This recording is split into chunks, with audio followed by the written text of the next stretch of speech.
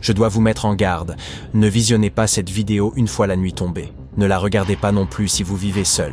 Et surtout, abstenez-vous de la regarder si vous êtes facilement impressionnable. Les lieux abandonnés, les forêts obscures et les villes désertées recèlent souvent des choses inquiétantes. Pourtant, il arrive que les manifestations les plus effrayantes surgissent là où on s'y attend le moins, chez vous. Voici quelques récits authentiques pour vous en convaincre.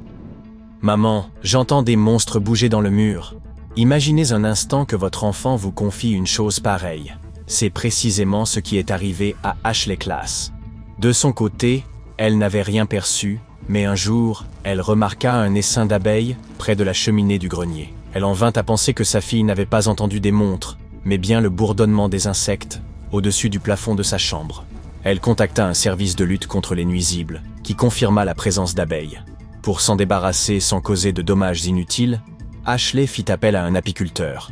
Grâce à une caméra thermique, celui-ci scruta les murs et détecta une intense chaleur en mouvement. Il découvrit alors une colonie gigantesque d'environ 50 000 abeilles, nichées à l'intérieur de la structure, avec des rayons gorgés de miel, suintant le long des parois. Dès le premier jour d'intervention, l'apiculteur parvint à extraire pas loin de 45 kilos de rayons. Ensuite, il localisa la reine et la déplaça hors de la maison. En général, lorsque la reine quitte la ruche, toute la colonie la suit, cherchant instinctivement à la protéger.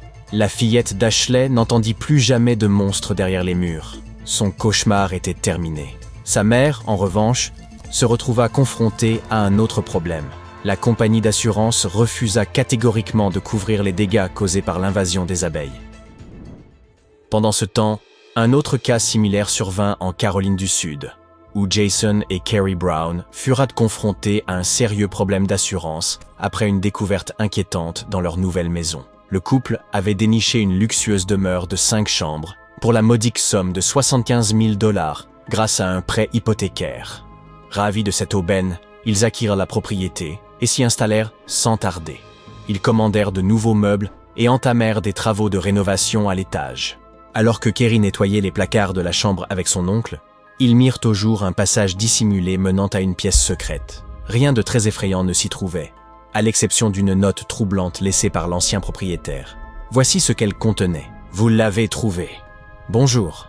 Si vous lisez ces mots, c'est que vous avez découvert la pièce secrète.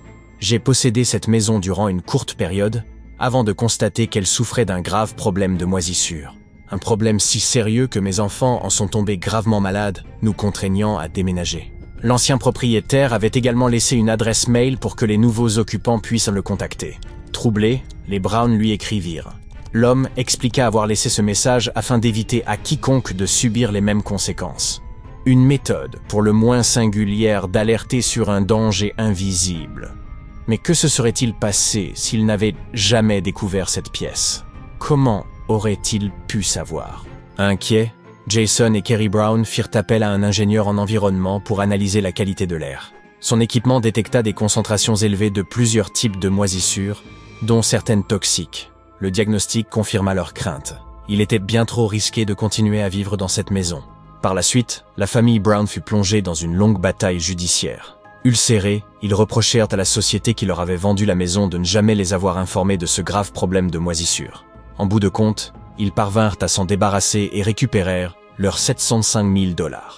Le dénouement exact du procès reste inconnu, mais une autre histoire, survenue au Japon, est devenue célèbre. Elle aussi impliquait une pièce secrète, mais cette fois, il ne s'agissait ni de moisissure ni d'abeilles. Ce qui s'y trouvait était bien plus troublant. Dans une petite ville japonaise, un homme de 57 ans menait une existence sans histoire, dans une maison tout ce qu'il y avait de plus ordinaire. Jusqu'au jour où il remarqua des événements étranges. La nourriture de son réfrigérateur disparaissait sans raison, et des objets changeaient inexplicablement de place. Intrigué, il décida de dissimuler des caméras de surveillance à travers son domicile. Grâce à son téléphone, il pourrait visionner les images en direct. Ce qu'il découvrit alors dépassait l'entendement. Une femme aux cheveux noirs hirsutes, vêtue de ce qui ressemblait à un pyjama, déambulait tranquillement dans son logement. Elle se servait dans son réfrigérateur, regardait la télévision, remettait tout en ordre avant de disparaître à nouveau. Mais comment était-elle entrée? Avait-elle un double des clés? Était-elle passée par une fenêtre? Troublé, l'homme alerta la police. Elle ne releva aucune trace d'effraction.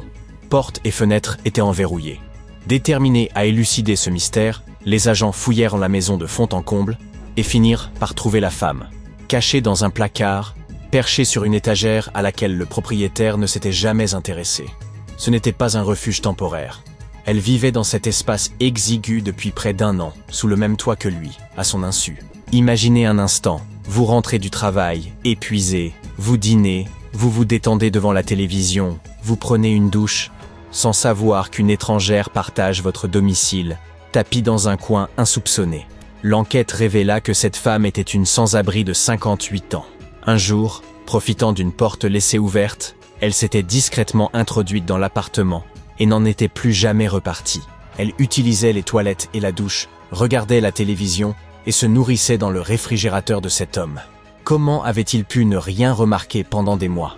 Il arrive souvent que l'on passe à côté de ce qui se trouve juste sous notre nez. Comme dans une autre histoire glaçante, où un homme ignorait totalement qu'un puits médiéval, plongeant profondément sous terre, était dissimulé sous son salon. Cette découverte insolite s'est produite à Plymouth, dans le sud-ouest de l'Angleterre. Construite en 1895, cette vieille demeure fut acquise près d'1 siècle plus tard par Colin Steer. Pendant plus de 20 ans, il y vécut sans se douter qu'un vestige du passé se cachait sous ses pieds. Ce n'est qu'au cours de travaux de rénovation qu'il fit une découverte inattendue. En remplaçant des poutres, il remarqua un affaissement du sol. Son premier réflexe fut de penser à une ancienne sépulture, mais en étudiant les plans de la maison, il comprit qu'elle pouvait avoir été bâtie sur un puits datant du XVIe siècle. À une époque où les chevaliers parcouraient les routes à cheval, croisaient dans le fer et où les rois régnaient depuis leur château, ce puits servait à quelqu'un. Des siècles plus tard, un modeste sujet britannique le découvrirait au beau milieu de son salon. Fasciné par cette incursion dans le Moyen-Âge, Colin transforma sa maison en véritable site de fouille. Il découvrit d'abord un fourreau en cuir, vestige probable d'un chevalier ayant vécu 5 siècles plus tôt. En poursuivant ses recherches, il mit au jour une pièce de monnaie frappée en 1725. En creusant jusqu'à 5 mètres de profondeur, il atteignit l'eau. Il en préleva un échantillon et constata qu'elle était d'une pureté cristalline. Le plus surprenant dans cette histoire, la femme de Colin ne voyait aucun inconvénient à ce que leur salon se transforme en site archéologique. Et heureusement, ils n'eurent pas la mauvaise surprise de déterrer de restes humains, contrairement à un habitant de l'Illinois qui, en rénovant sa maison, tomba sur un crâne. Cette histoire remonte à 1978. Un homme a démoli un mur et y a découvert un crâne. Il a remis la découverte à la police et en a informé la presse locale. On ignorait à qui appartenait ce crâne, ni comment il s'était retrouvé dans ce mur. Le mystère est resté entier pendant plusieurs décennies, jusqu'à ce qu'une communauté en ligne collecte des fonds pour réaliser un test ADN complexe. Il s'est avéré que ce crâne appartenait à une jeune femme de l'Indiana. En 1865, elle avait épousé un certain Charles et donné naissance à une fille en 1866. L'accouchement avait été particulièrement difficile et Esther Granger mourut peu après. L'analyse ADN et les recherches menées auprès des descendants de la jeune femme ont confirmé cette version des faits. Mais comment expliquer que ces restes se retrouvent dans une maison de l'Illinois, alors qu'Esther avait été enterrée en Indiana, à 130 km de là? Autrefois, les pilleurs de tombes ratissaient souvent les sépultures pour y dérober des objets de valeur. Ils dérobaient aussi des corps, qu'ils revendaient à des instituts médicaux pour des recherches anatomiques. Il est donc possible que la tombe d'Esther Granger ait été pillée, et que son crâne ait été pris pour être revendu. Quelqu'un l'aurait alors caché dans le mur d'une maison, avant de l'oublier. Cette hypothèse est plausible, mais personne n'a encore la réponse à cet effroyable mystère.